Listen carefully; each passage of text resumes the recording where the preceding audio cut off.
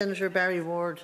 And Minister, you will be aware of the situation with thalidomide.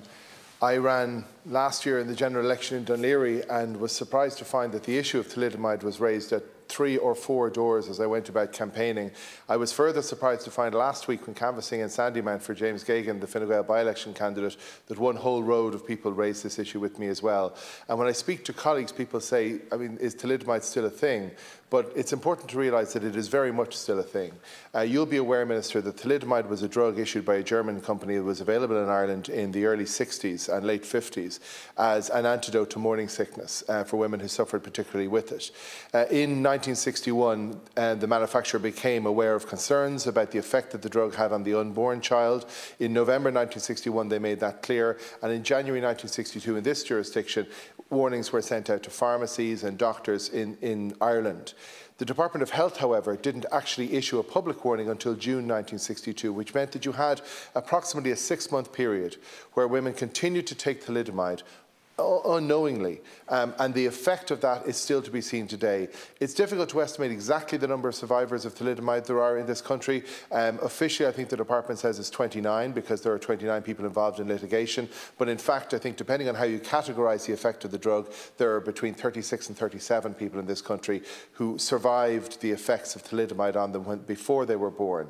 And the disability and the effect that that has had on them ranged from a missing or disabled limb to really substantial incapacitation, and some of those people require 24-hour care today, and those people are in their early 60s. So those problems, those disabilities have borne with those people throughout their lives. They continue to bear them.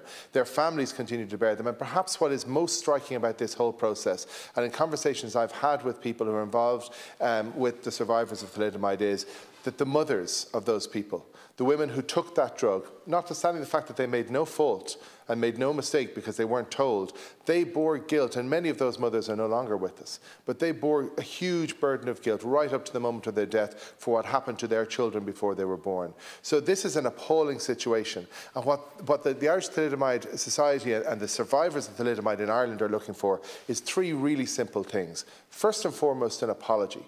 There is no doubt to my mind, reading the documentation and looking at media reports, that the Irish government failed in its duty to its citizens by not issuing that warning in advance of June 1962. Now, I'm aware there's litigation in place and you may be hamstrung to a certain extent by that, but this is not about apportioning blame. It's about accepting responsibility. And in modern times, one of the things the state has actually done is confessed to its crimes of the past, to its failings of the past. And we've seen that in this chamber since I've become a senator, as well as over the last number of years.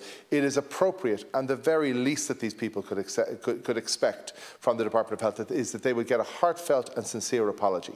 Secondly, they're looking for compensation. And in the course of that litigation to which I've referred, I understand the state has said that the discovery process alone will cost €24 million. Now, I don't know how that figure is arrived at. I cannot conceive of how much documentation must be involved. But €24 million, if you're dealing with 30-odd people, can't be far off what they would be getting in compensation anyway if successful. And I just think what we need to do is set aside the bureaucracy, look at a fair and equitable compensation scheme for these people. And then the third thing is to look at a medical scheme for them. Yes, they receive a medical card, and that's right and proper. But again, you're dealing with people who not only currently have largely, some of whom have significant incapacitation, but many of whom don't know how bad their condition is going to get in the coming 20, 30, 40 years. What's the effect going to be on them, and how are they going to support their medical needs? The state needs to step in that, and I'm looking forward to what you have to say, Minister. Come on.